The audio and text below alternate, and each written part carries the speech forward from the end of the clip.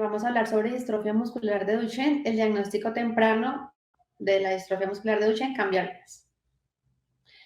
Vamos a abordar la definición, justificación, epidemiología, la etiología y patofisiología, el diagnóstico, enfermedad, pronóstico y las conclusiones. Entonces, la distrofia muscular de Duchenne es una enfermedad genética neuromuscular que está ligada al cromosoma X. Ese es el número en el que podemos encontrar en OMI. Y hace parte de un grupo de trastornos conocidos como las distrofinopatías, que son enfermedades genéticas hereditarias y progresivas secundarias al deterioro de la fibra muscular, pues por alteración de la distrofina. Hay más de 30 tipos descritos y se van a diferenciar según el modo de herencia, la edad de aparición, grupos musculares comprometidos y, por supuesto, pues la progresión de la enfermedad.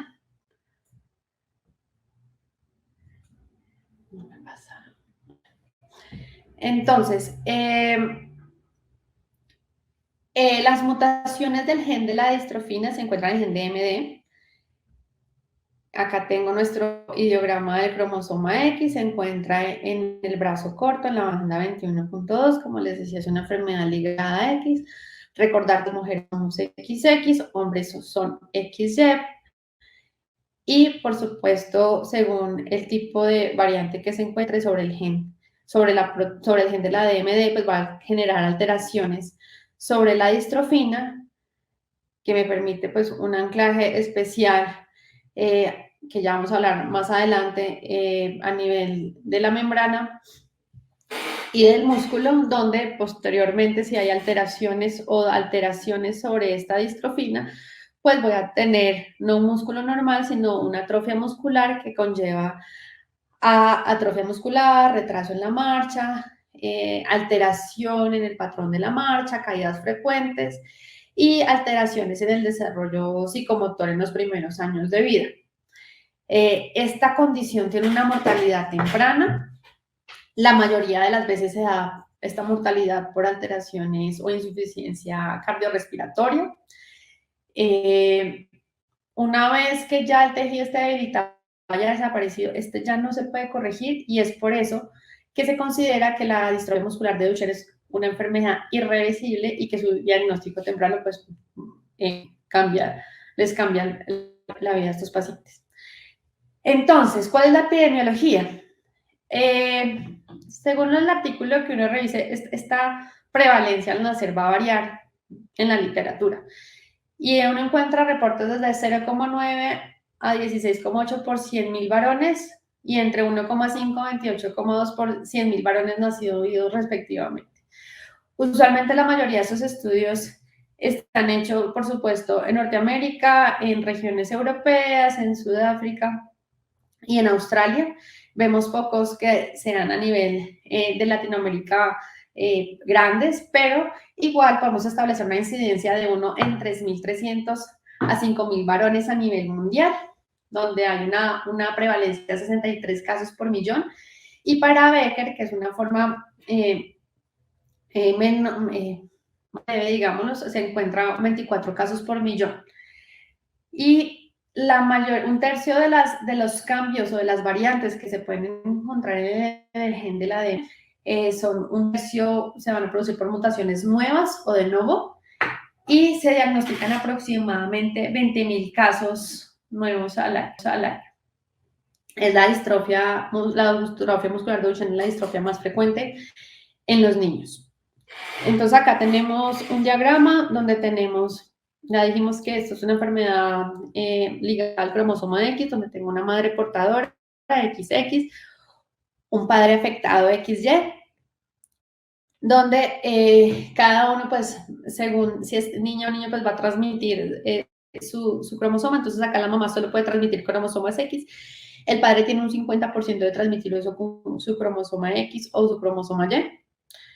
Entonces acá empezamos a hacer la tabla donde tenemos que si la hija hereda el alelo o la variante o la mutación de la madre, entonces voy a tener una hija portadora, ya que hereda el X de su madre y el X de su padre. Acá esta niña el X de su madre, el X de su padre, donde tenemos hijas afectadas. Por lo tanto, tenemos un 50% de mujeres portadoras y un 50% de hijas afectadas. Recordar que cada embarazo es independiente. Entonces, no es que porque ya tuve un hijo sano, entonces él puede ser afectado o no afectado, el otro puede estar sano, no, cada embarazo es independiente, sino esto simplemente para mirar cuáles son las posibilidades. Si tengo una madre, acá tengo la madre portadora, hereda su cromosoma X a su hijo, hombre, por lo tanto el papá, pues si es un hombre, solo porta el cromosoma Y, donde tengo acá un hijo comprometido porque solo tiene una X y acá tengo un hijo afectado y acá pues por supuesto pasa el Y, el papá y la mamá. Pasa el X donde tenemos pues que su hijo no está afectado. La mayoría de las portadoras no hay signos clínicos, pero sí se ven, ya se han reportado, cada vez se reportan más mujeres que puedan tener síntomas clínicos de la distrofia muscular y esto se da pues por la inactivación al azar del cromosoma X, donde se puede inactivar el cromosoma X que está sano y dejar el cromosoma X que tiene la variante y por esto pues pueden manifestar síntomas. La causa, como les decía, es una causa genética. Acá tenemos el ideograma otra vez de donde se encuentra el gen de la distrofia muscular de Duchenne. Es un gen de 2,5 megabases, está compuesto por 79 exones, que realmente es un gen muy grande, y me produce una proteína de 427 kilobases.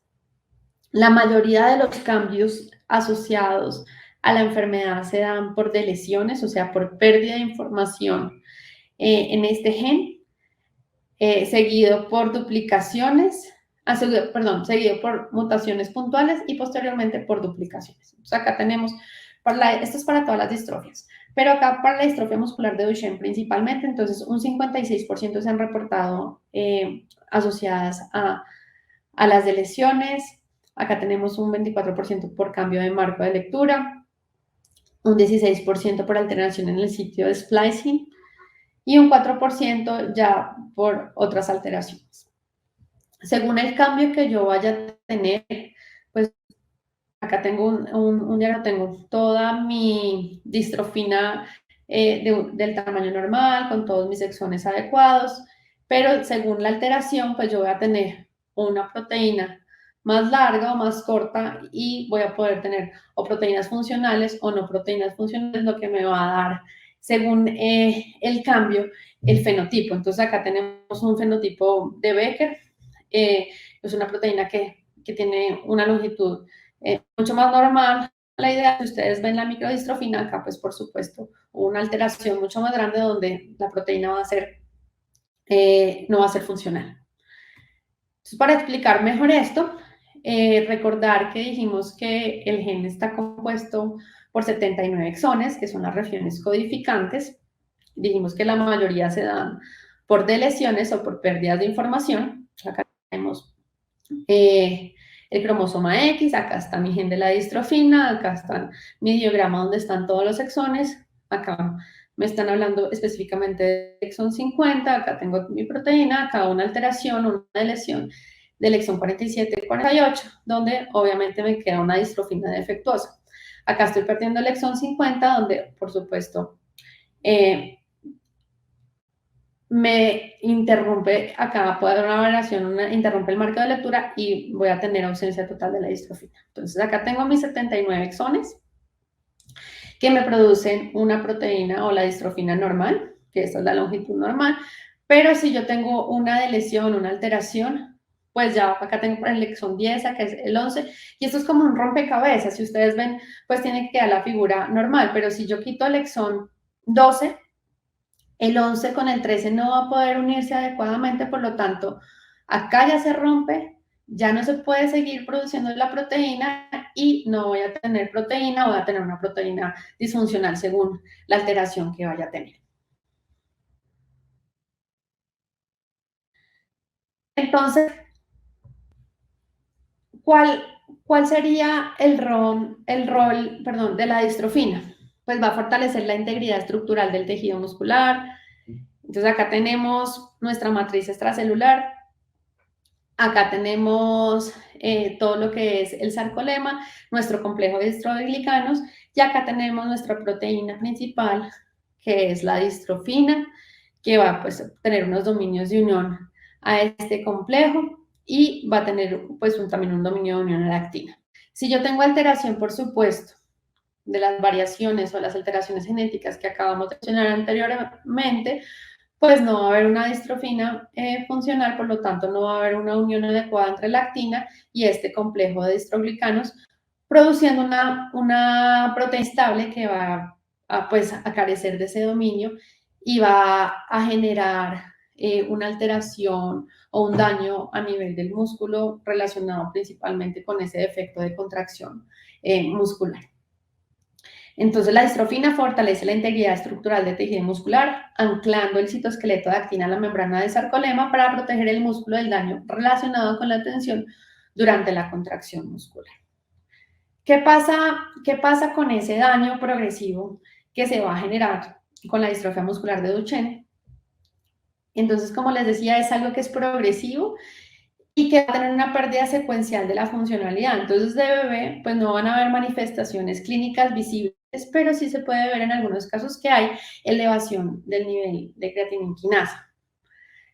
Y acá vemos cómo va cambiando y se va generando pues la alteración a nivel de las fibras musculares, donde en la niñez ya vamos a ver dificultad para correr, saltar, seguida dificultad de ponerse de pie desde la suposición supina y subir escaleras, que es el signo de Bowers, que es lo principal que podemos ver en el examen clínico de estos niños, y posteriormente pues ya va a haber disminución y pérdida de aceleración de la deambulación hasta pues que ya llegan a silla de ruedas y posteriormente más adelante esta alteración progresa y ya vamos a tener alteraciones pulmonares y cardiopulmonares principalmente. Entonces se han establecido unas etapas de progresión de la distrofia muscular de Duchenne en estos chiquitos, donde entre los 5 y los 7 años vamos a tener un retraso motor, la pseudohipertrofia de gemelos, marcha en puntas de pies y va a haber dificultad para levantarse y subir a escaleras. Entonces ahí hablamos de una etapa de ambulatorio temprano. La segunda etapa usualmente va entre los 8 y los 11 años, donde va a haber una pérdida creciente de la capacidad ambulatoria y llegan a uso de silla de ruedas a tiempo parcial. Y esto se llama ambulatorio tardío. Cuando ya estamos en la preadolescencia, va a haber pérdida de la deambulación, ya va a haber un uso de silla de ruedas un tiempo completo y va a haber aumento en la pérdida de función de las extremidades superiores. Y esto se llama no ambulatorio temprano. Y cuando ya pasamos a la adolescencia o hasta los 20 años más o menos, que es el pronóstico de estos pacientes sin tratamiento, se llama no ambulatorio tardío y va a haber aumento de la insuficiencia respiratoria, soporte ventilatorio requerido a menudo, va a ser, los pacientes van a ser incapaces de realizar actividades de la vida diaria y va a haber degeneración gracia total de los miembros inferiores. Posteriormente, pues ya habrá aumento de la disfunción cardíaca, insuficiencia cardíaca y pues por supuesto la esperanza de vida se va a reducir severamente. Entonces, el diagnóstico temprano al ser una enfermedad que es realmente, que es la más común de las distrofias musculares en niños, pues por supuesto, es una de las enfermedades que tiene más estudios, incluso tiene su día especial para recordarlo. Y se han hecho estudios adicionales donde se han evaluado además cuáles son los costos y como las consecuencias que tiene también no solo en el paciente, sino en la sociedad y en el sistema, donde eventualmente se ha visto que los costos sociales y económicos realmente sí tienen un impacto fuerte sobre estos pacientes. Y si ustedes ven, pues hay realmente bastantes artículos, acá solo les pongo 3 que son de los últimos, donde hacer un diagnóstico temprano no solo me va a modificar la expectativa de vida del paciente para darle una mejor calidad de vida, sino realmente me va a disminuir los costos derivados en el sistema y los costos emocionales y que trae a nivel de la familia. Entonces, recordar que la gravedad de la enfermedad de los pacientes de Duchenne, pues, es grave, sí, es letal. Entre el 22% al 56% de estos pacientes van a tener una pérdida de ambulación. Ya dijimos que más o menos hacia los 12 años, donde ya pasan a sillas de ruedas o a esos periodos que no son no ambulatorios, o sea, ya no hay deambulación. Entre el 27% y el 50% sufren de miocardiopatía, donde inicia usualmente a los 10 años y a los 20 años pues ya es una de las primeras principales causas pues, de muerte de estos pacientes. Silla de rueda aproximadamente a los 10 años de vida. Requieren de ventilación permanente a los 20 años y obviamente hay una carga importante del costo per cápita que aumenta con la progresión de la enfermedad. Entonces tenemos la justificación de que hay que, pues, de por qué hay que hacer un diagnóstico temprano, no solo pues por la parte de los fallecimientos de sus pacientes, por la parte social, el costo de la progresión de la enfermedad a nivel social. El pronóstico de estos pacientes va a estar ligado directamente al diagnóstico y estos son datos que se tomaron del CDC del año 2019. Entonces, usualmente entre los 2 años o el año y medio, los primeros síntomas van a estar determinados por los padres, quienes son, por supuesto, las personas que llevan un control más directo a los pacientes, donde ven alteraciones principalmente en el desarrollo psicomotor, niños que son un poquito torpes al caminar o se caen mucho o les cuesta realizar ciertas actividades motoras. Ya hacia los 3 años y medio, el pediatra inicia las primeras evaluaciones, porque se da como un espacio de la normalidad de cada niño y de las etapas propias de cada niño. Y a los 5 años ya se hace o se determina un diagnóstico de distrofia muscular de Duchenne. El tiempo de diagnóstico de estos pacientes debería ser más o menos 2,5. O sea, 2 años y medio ya deberíamos tener un diagnóstico de estos pacientes, pero en Colombia nos estamos tardando casi hasta los 9 años. Entonces, sí, la idea es que se generen vías o protocolos para poder establecer un diagnóstico temprano y no entendiendo que cada niño tiene como su propia evolución y su propio desarrollo psicomotor, si ser un poquito más controladores respecto a la evolución para poder hacer diagnósticos más tempranos. Entonces, si uno hace un diagnóstico temprano, por supuesto, va a tener una implementación temprana. Entonces, un diagnóstico temprano, implementación temprana, mejor pronóstico de estos pacientes. Entonces, puede ser útil de pequeños, CPK desde pequeños, que presenten problemas neuromusculares o retrasos en el desarrollo que puedan estar relacionados con una distrofia muscular de Duchenne. Recordar que las pruebas genéticas pues, que se utilizan actualmente ya pueden ayudar a hacer esa confirmación, ya hay laboratorios incluso que están promocionando estas pruebas de una manera gratuita para que haya mayor acceso a poder tener estas pruebas confirmatorias. Y por supuesto, pues establecer estrategias dirigidas al manejo integral de estos pacientes de manera multidisciplinaria. Gracias pues a esto y a tener esa sensibilidad que entre más temprano se haga el diagnóstico van a tener un mejor pronóstico estos pacientes, pues se han generado también guías. En el 2018 se publicaron en el Lancet unas consideraciones sobre el diagnóstico y el tratamiento de la distrofia muscular de Duchenne, que abarcan 11 puntos principales que están determinados por el diagnóstico, por el manejo neuromuscular, por la gestión de la rehabilitación, por el manejo gastrointestinal y nutricional, manejo respiratorio, manejo cardíaco, manejo ortopédico y quirúrgico, manejo psicosocial, y esos eran los que estaban establecidos hasta el 2014, y en el 2018 ya quedan publicados estos, que son 3 nuevos, que son el 9, el 10 y el 11, que son atención primaria y manejo de emergencias, que es importante. Yo soy fiel creyente de que una atención primaria puede hacer un diagnóstico de muchas de esas patologías que realmente son catastróficas posteriormente. Manejo endocrino, que incluye crecimiento, pubertad, insuficiencia suprarrenal y salud ósea, y transiciones de la alteración a lo largo de vida de estos procesos que requieren estos niños. Entonces vamos a hablar del diagnóstico específicamente. El tratamiento se abarcará en la siguiente charla. Entonces, ¿cuándo se hace una sospecha diagnóstica? Se debe sospechar una distrofia muscular de Duchenne en niños independientemente de la historia familiar previa, cuando se presente. Debilidad proximal que empieza entre los 2 y los 5 años de edad.